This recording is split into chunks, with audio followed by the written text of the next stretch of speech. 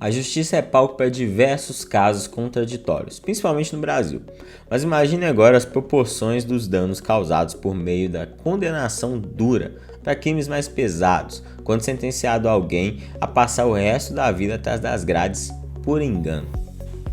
A justiça pode errar, vemos casos e casos, mas o que acontece quando o erro é feito em casos extremos?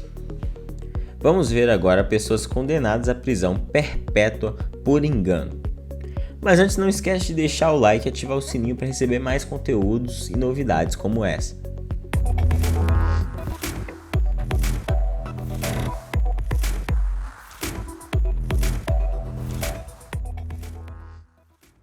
Joseph Abit. Em 1991, duas garotas foram violentadas dentro de casa na Carolina do Norte, mas o rosto do criminoso não pôde ser visto. Vizinhos disseram que era semelhante a Joseph Abit, vizinho que costumava frequentar a casa das duas irmãs.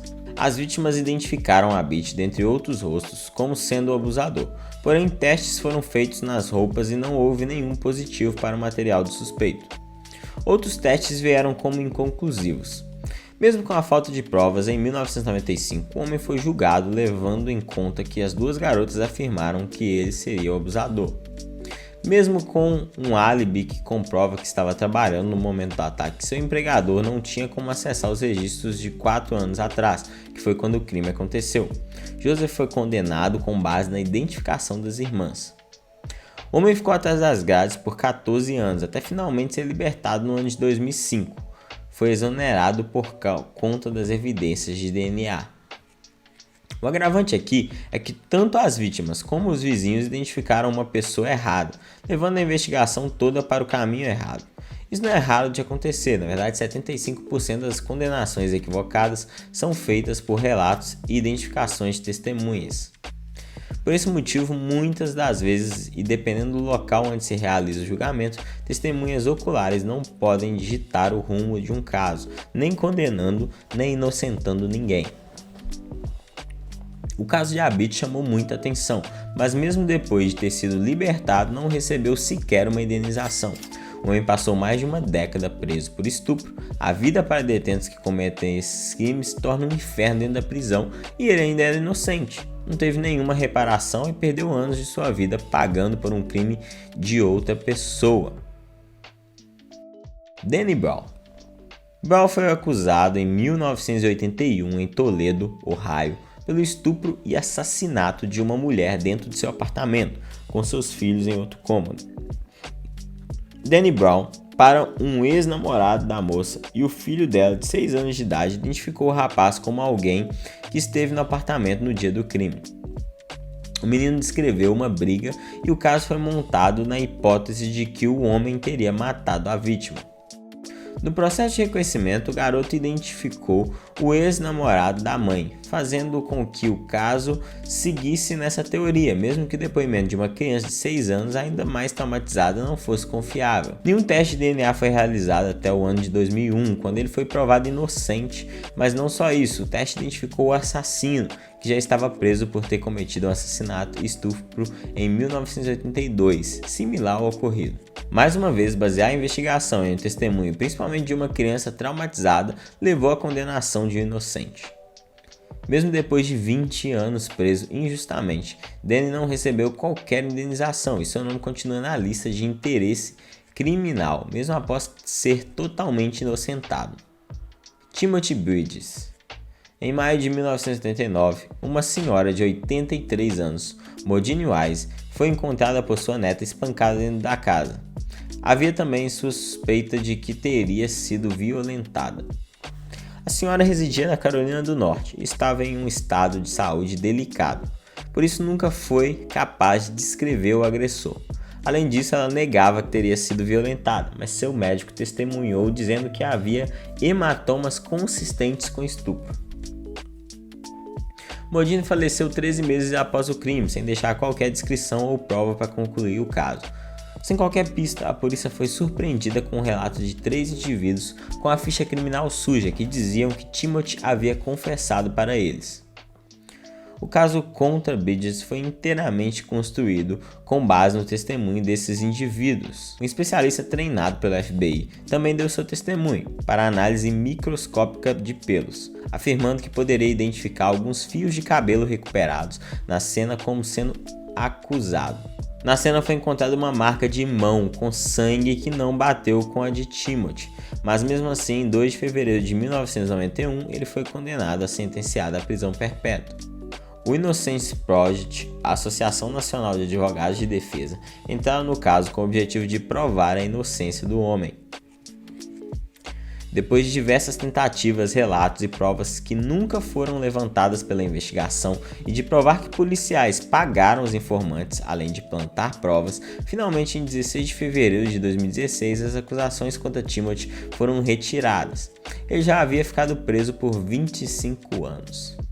Bridges acabou recebendo uma indenização de mais de 10 milhões de dólares. James Richardson. Na Flórida, 7 crianças foram mortas por envenenamento em 25 de outubro de 1967. James e sua esposa estavam trabalhando no campo e pediu para que uma vizinha, Betsy Wisse, servisse almoço para as crianças quando retornassem da escola. Quando as 7 crianças terminaram de comer, começaram a espumar pela boca.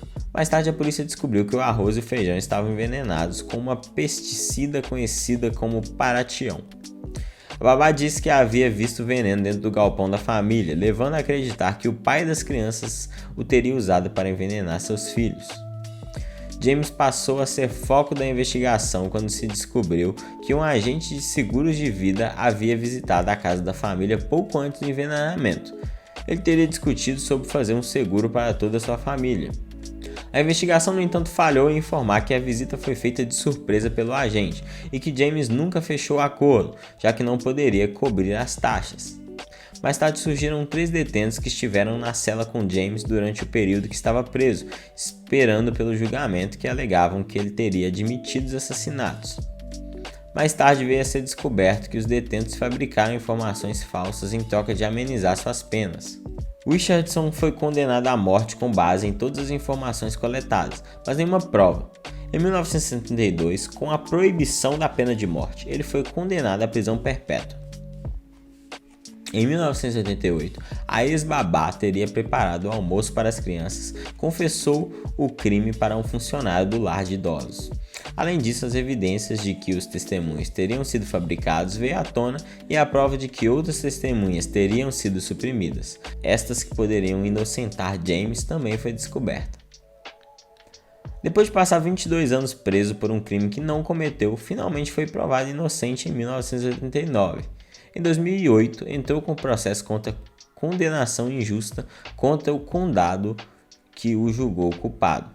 O valor discutido era entre $150 mil, mas em 2014 o valor subiu para mais de $1 milhão. James Brain. Em 1974, um garoto de 9 anos de idade foi sequestrado e estuprado em Lake Wales, na Flórida. O estuprador foi descrito como tendo bigode e costeleta. James passou a ser suspeito quando o tio da vítima lembrou dele quando ouviu a descrição. Na formação de suspeitos, a vítima apontou Brain como sendo o autor do crime, mas muitos acreditam que, por ele e apenas mais um rapaz da linha ter bigode e costeleta, poderia ter confundido o garoto. Quando interrogado, James alegou estar em casa no momento do crime, assistindo televisão com sua irmã. Levando em consideração a identificação do garoto na linha de suspeitos e testes inconclusivos, em 23 de maio de 1974, James foi condenado à prisão perpétua. Ele começou a tentar que testes de DNA nas evidências do crime fossem realizados em 2001, mas sem sucesso. Em 2005, o Innocence Project da Flórida aceitou seu caso. Somente em 2009, os testes de DNA não indicaram qualquer sinal de bem na cena do crime, portanto foi liberado em 17 de dezembro de 2009. Ele foi o americano que passou mais tempo preso por um crime que não cometeu. Por 35 anos ficou atrás das grades, sendo preso aos 19 anos e liberado com 54. Em 2011, o estado da Flórida o indenizou no valor de $1,74 milhões. Não importa o valor da indenização, perder grande parte da sua vida por estar preso por um crime que não cometeu, não há valor que pague o tempo perdido, Além do mais, é inacreditável como diversos casos são desestruturados por conta de testemunhas confusas ou mal intencionadas. O que você achou disso? Quer receber mais conteúdos como esse? Se inscreve aí no canal e ativa o sininho e fique por dentro de todas as nossas novidades.